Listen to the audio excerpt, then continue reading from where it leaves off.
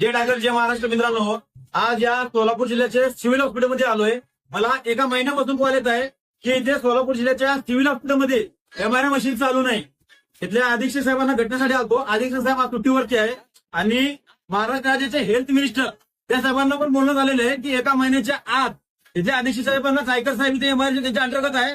एका महिन्याच्या आत इथे एमआरआयची मशीन चालू होईल असं आश्वासन दिलेलं आहे. मित्रांनो, एका महिन्यापासून मला कॉल येत आहे इथे सोलापूर जिल्ह्याच्या सिव्हिल हॉस्पिटल पासून इथे एमआरआय मशीन चालू नाही म्हणून. आणि हेल्थ मिनिस्टर आपल्या महाराष्ट्र राज्याचे त्यांच्या सोबत पण बोलणं झालेलं आहे आणि इथल्या सिव्हिल हॉस्पिटलच्या अध्यक्ष साहेबांना त्यांच्यासोबत पण बोलणं झालेलं आहे आणि इथले जे एमआरआय आहे त्यांच्यासोबत बोलणं झालेलं आहे. एका महिन्याच्या आत इथे एमआरआय मशीन चालू होतील म्हणून असं आश्वासन देण्यात आलेलं आहे.